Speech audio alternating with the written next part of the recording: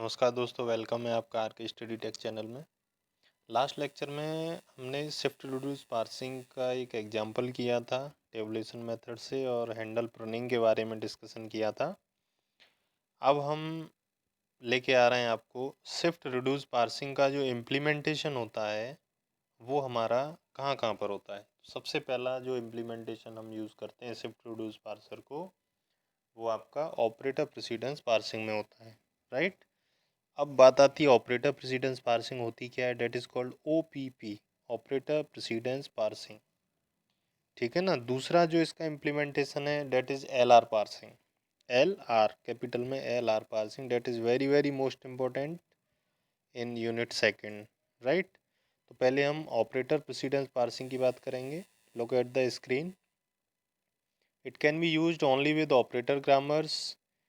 These grammars having the property that no production right side is null or having two adjacent non-terminals is called an operator grammar. Operator precedence parsing को जानने से पहले आपको ये पता होना चाहिए कि ऑपरेटर ग्रामर क्या होती है। ऑपरेटर ग्रामर वो ग्रामर होती है जिसमें राइट साइड में कोई ना कोई ऑपरेटर सिंबल यूज होता है। ऑपरेटर मीन्स जो नॉर्मल मैथमेटिकल ऑपरेटर हैं आपके, plus minus divide asterisk power multiply, ठीक है ना। तो कोई भी सीएफजी है उसमें राइट साइड में आपका ऑपरेटर एक न एक ऑपरेटर आना ज़रूरी है। अब ऑपरेटर आने के लिए कम से कम ऑपरेंड भी होने चाहिए। तो आपका राइट साइड में यदि दो नॉन टर्मिनल्स हैं, ठीक है ना, और उसके बीच में कोई ना कोई एक ऑपरेटर है, तो इसका मतलब वो ऑपरेटर ग्रामर है। ठीक है ना। Look at the screen. यदि मैं इस एग्जांपल की बात करूं, जो एग्जांपल दिया हुआ है इसकी मैं बात करूं, तो इसमें आपका ई टेंस टू ई ए ई, ये जो आपका प्रोडक्शन है ये आपका ऑपरेटर ग्रामर नहीं है। क्यों नहीं है? क्योंकि ई टेंस टू ई ए ई, इसमें आपके क्या हैं, राइट साइड में तीन नॉन टर्मिनल आ रहे हैं लगातार। मैंने आपसे अभी अभी क्या था कहा था कि राइट साइड में कोई ना कोई ऑपरेटर होना चाहिए। तो यदि मैं यहाँ पर ए को, जो मिडिल वाला है ए, इसको मैं A tends to plus, next line में देखिए दिए हुए हैं ए की value plus oblique minus oblique asterisk oblique divide oblique power, right. तो इनमें से एक एक करके मैं ए की वैल्यू को यहाँ रिप्लेस करता हूँ, तो मेरे जो ग्रामर निकल के आएगी वो कुछ इस तरीके की आ जाएगी कि E tends to E plus E, E minus E asterisk E और ई डिवाइड ई, ठीक है ना। तो इस तरीके की आ जाएगी। तो ये आपकी अब क्या हो जाएगी, ये सारी की सारी आपकी ऑपरेटर ग्रामर है। क्यों है? क्योंकि यहाँ पर आपका दो नॉन टर्मिनल के बीच में एक एक ऑपरेटर सब में आ रहा है, ठीक है। तो ये आपकी ऑपरेटर ग्रामर हो जाएगी। अब अब बात करते हैं हम आगे। देखिए ये आपका स्क्रीन पर देखिएगा, पुटिंग करने के बाद ये आपकी ऑपरेटर ग्रामर हो जाएगी। तो E tends to E plus E, ठीक है, E minus E asterisk E divide E power E, and bracket के अंदर ही तो ऑलरेडी आपका है ऑपरेटर ग्रामर, ठीक है ना। माइनस ई भी ऑपरेटर ग्रामर है और आईडी आपका टर्मिनल है। तो जो बचा हुआ है वो तो आपका रहना ही रहना है, जो नहीं है उसको हम चेंज करके लिख देंगे। तो ये आपकी ऑपरेटर ग्रामर हो जाएगी। तो कई बार एग्जाम में पूछ लेता है कि ये ग्रामर है, कोई भी सीएफजी है इसको ऑपरेटर ग्रामर में कन्वर्ट करो, है या नहीं है, ये भी पूछ लेता है। तो ऑब्जेक्टिव टाइप क्वेश्चन में आ सकता है कि ऑपरेटर ग्रामर क्या होती है, ठीक है ना। इनमें से फॉलोइंग जो भी ग्रामर दी हुई है इसमें से फाइंड आउट करोगे इनमें से कौन सी ग्रामर आपकी ऑपरेटर ग्रामर है, ठीक है। तो इस तरीके से आप इसको कर सकते हो। अब बात आती है disadvantages of OPP. Disadvantage and advantage, इसके क्या क्या फ़ायदे हैं। देखिए सबसे पहला इसका जो फ़ायदा है वो ये है कि इट इज़ सिंपल। जाहिर सी बात है, अभी आपके सामने मैंने किया, ये बहुत सिंपल है। आसानी से आप इसको कन्वर्ट कर सकते हो, अप्लाई भी कर सकते हो, समझ भी सकते हो और लिख भी सकते हो, राइट। तो इट इज़ सिंपल, ये इसका फ़ायदा है। दूसरा इसका एडवांटेज, डिसएडवांटेजेस बेसिकली क्या है कि लार्ज क्लास ऑफ ग्रामर के लिए ये फेलियर है, ठीक है ना। Large class of grammar means जो बड़ी ग्रामर होती हैं, जैसे अभी जो एग्जांपल था वो 4-5 प्रोडक्शन दिए हुए थे। बहुत बड़ी ग्रामर है, बड़ी बहुत सारे प्रोडक्शंस दिए हुए हैं, थाउजेंड्स, 10,000, तो उसमें ये फेलियर हो जाएगा, ठीक है ना। दूसरी चीज़, it is hard to handle token like the minus sign which has two different precedence either unary और बाइनरी। अब सपोज करो ये माइनस है, ठीक है ना। अब इस माइनस के कितने मीनिंग हो सकते हैं? 2 मीनिंग हो सकते हैं। आप माइनस को ऐसे भी यूज़ करते हो, माइनस बी, ठीक है ना। तो और आप माइनस को ऐसे भी यूज़ करते हो, ए माइनस बी। तो ये क्या है? आपका यूनरी है, दिस इज कॉल्ड यूनरी, ठीक है ना। और ए माइनस बी कर रहे हो तो दिस इज कॉल्ड बाइनरी, ये आपका बाइनरी है। तो कंपाइलर को कैसे पता चलेगा कि ये वाला माइनस यूनरी है और ये बाइनरी है? तो यहाँ पर थोड़ी सी दिक्कत आएगी। तो इस तरह की जो प्रॉब्लम्स हैं ये ऑपरेटर प्रेसिडेंस पार्सिंग के लिए डिसएडवांटेजेस हैं, ये इसको हैंडल करने में सक्षम नहीं है, राइट। तो इन सारी चीज़ों के लिए रिमूव करने के लिए हमारे पास एक मोस्ट पावरफुल टेक्निक्स आती है, that is L R parser. अभी अभी जो मैंने बताया था, L R parser. L R parser is nothing but it is an efficient bottom up syntax analysis techniques that can be used to parse a large class of CFG, means बड़ी से बड़ी CFG को ये handle करने में सक्षम है। The technique is called LRK parsing. LRK का मतलब क्या है? LRK का मतलब हुआ आपका, अभी बताते हैं। अच्छा, LR में जो L है, L का मतलब क्या है आपका? L stands for left to right scanning. क्या चीज़? Left to right scanning of the input. And the R stands for the constructing a rightmost derivation. rightmost derivation आप इसमें कंस्ट्रक्ट करोगे, rightmost derivation in reverse, ठीक है ना। And the K for the number of input symbols of the look ahead, means K आपका जो bracket में लिखा हुआ है, इसका मतलब ही ये है कि LR में आपका जो पार्सर है उसमें के की वैल्यू क्या है? 0 है, 1 है, 2 है, 3 है, 4 है, क्या है के की वैल्यू? मीन्स वो आपके लुक अहेड होते हैं। Symbol of number of input, symbols of look ahead. Look ahead क्या होता है वो आगे जब मैं न्यूमेरिकल कराऊंगा उसमें आपको बताएंगे। अभी आप ये समझो, एल आर पार्सर में एल का मतलब क्या होता है आपका? लेफ़्ट टू राइट स्कैनिंग हो गया, ठीक है ना, लेफ़्ट टू राइट स्कैनिंग। और आर का मतलब हो गया आपका right most derivation, means RMD। Every time we have to put the right most derivation, ठीक है। तो इस तरीके से आप इसको इजीली समझ पाओगे। तो कई बार एग्जाम में थ्योरी में मान लो पूछ लेता है तो आपको पता होना चाहिए। बाकी इसका न्यूमेरिकल आता है सीधा सीधा। अच्छा, दूसरी चीज़, यदि आपके LR के का वैल्यू नहीं है गिवन क्वेश्चन में, तो आप बाय डिफ़ॉल्ट जो होगा वो के की वैल्यू आप 1 पुट करोगे, ठीक है ना। बाय डिफ़ॉल्ट हम 1 मान के चलते हैं, मीन्स LR1। अब बात आती है इसमें जो क्वेश्चन आता है एग्जाम में, constructing LR parsing tables, means LR parsing tables construct करने के लिए पूछता है और वही आता है। अब इसमें जो फर्दर टाइप्स होते हैं LR के, there are 3 types. One is SLR, another is CLR, and third one is LALR,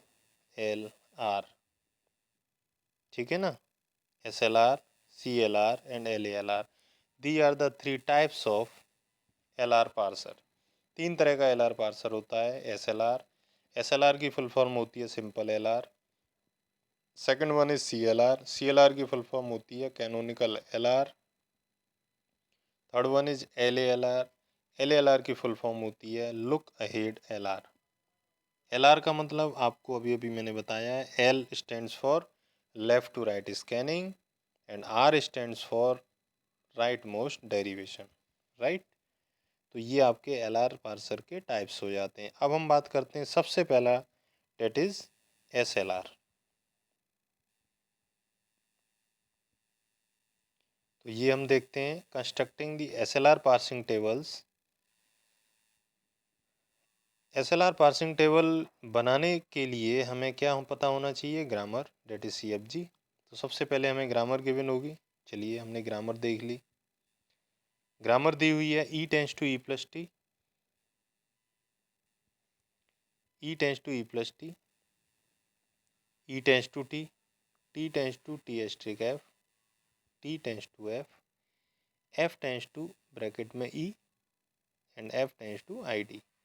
तो आपके देखे जाए तो यहाँ पर 1 2 3 4 5 6, 1 2 3 4 5 6, there are 6 production given in the grammar और CFG in the question।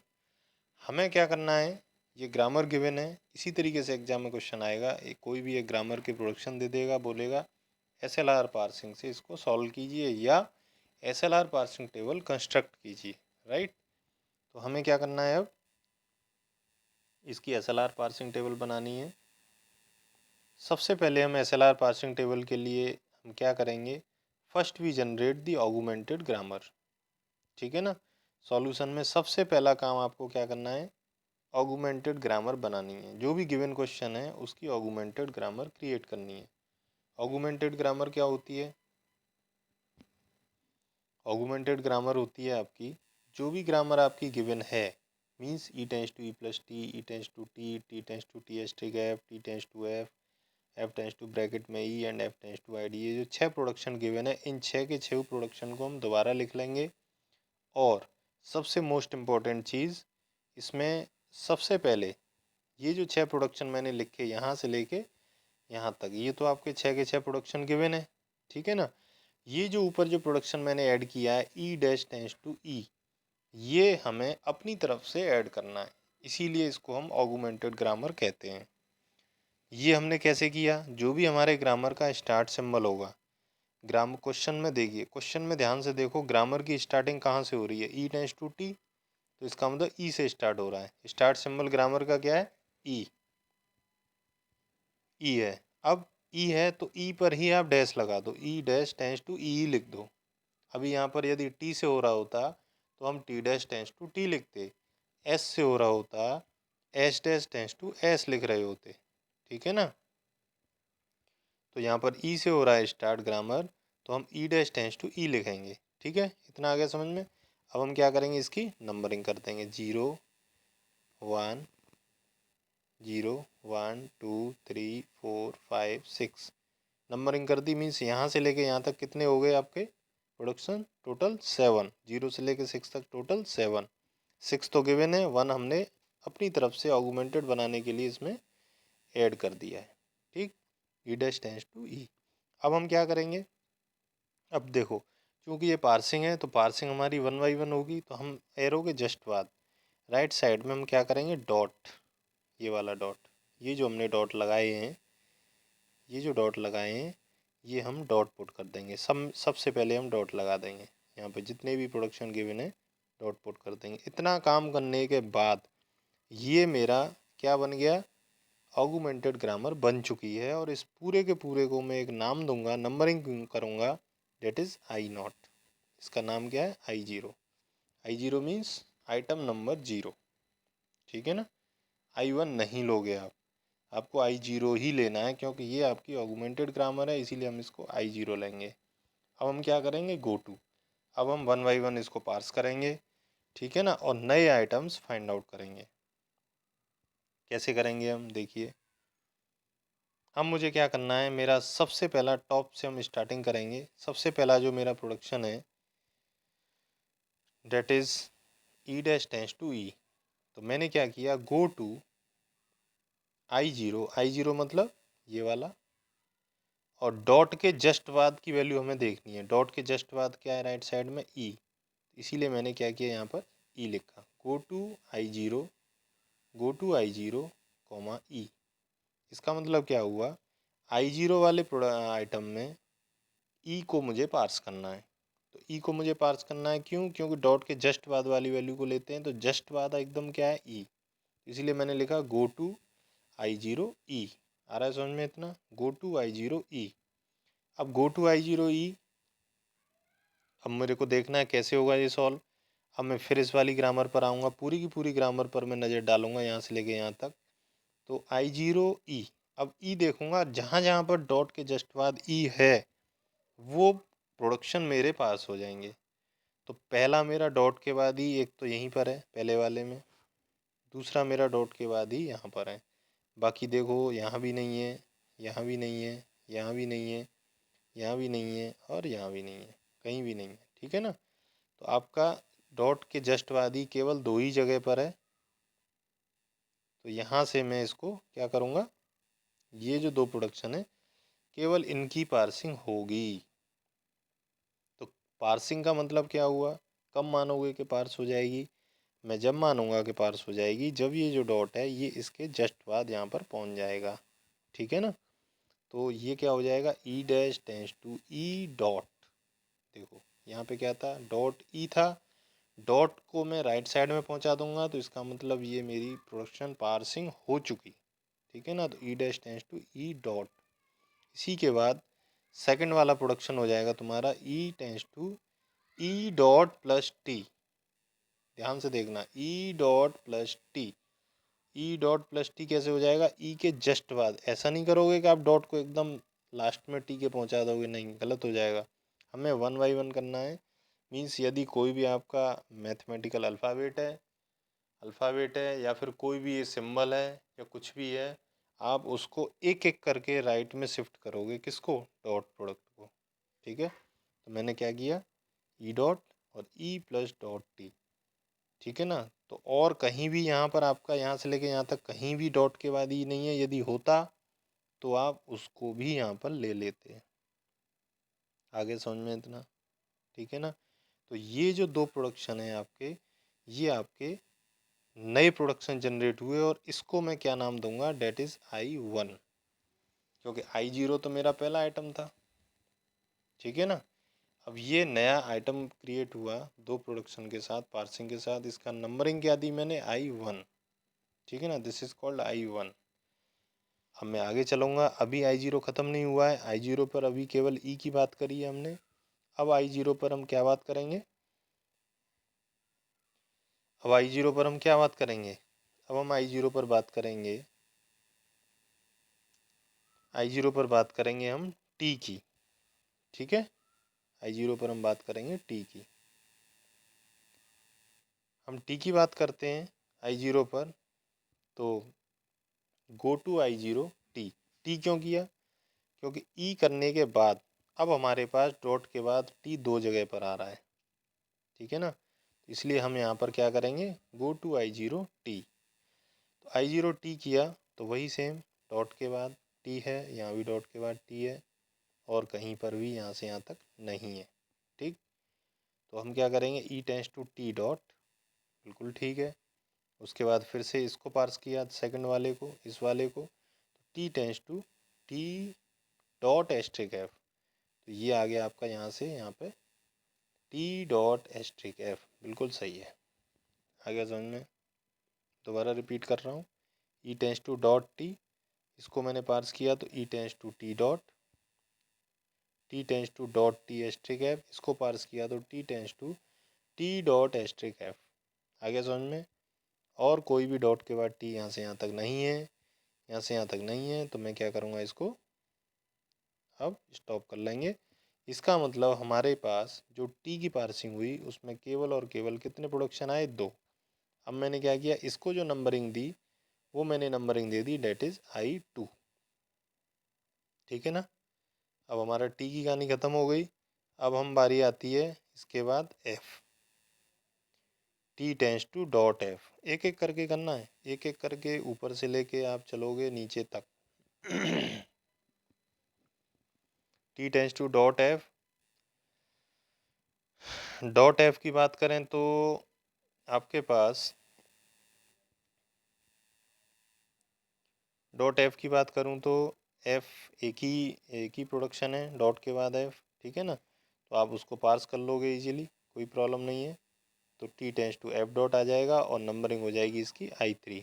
Numbering देखो उसी में +1 करते जाओगे, ये हमेशा ध्यान रखना। I1 किया, पहले I0 किया, फिर I1 हुआ, फिर I2 हुआ, फिर ये I3 हुआ। अब आगे जो भी आएंगे I4 I5 I6 I7, ठीक है ना। कुछ रिपीट भी होंगे, उसकी भी मैं बताऊंगा अभी जैसे ही आएगा, ठीक। तो एफ़ का हमारा काम हो गया, मीन्स यहाँ से लेके यहाँ तक, यहाँ से लेके और यहाँ तक सारे कंप्लीट हो गए तुम्हारे, ठीक है। अब बात आती है डॉट के बाद, ई नहीं है ये, डॉट के बाद लेफ्ट ब्रैकेट है, डॉट के बाद लेफ्ट ब्रैकेट, ठीक है ना। तो अब मैं क्या करूँगा, go to I0 left bracket, go to I0 left bracket, right. तो go to I0 left bracket में क्या हो जाएगा, पार्सिंग करो जरा इसकी। तो डॉट जो होगा वो लेफ्ट ब्रैकेट के अंदर घुस जाएगा, ठीक है ना, और ई से पहले हो जाएगा, ठीक है। तो आपका जो सिनारियो बनेगा वो आपका क्या बनेगा,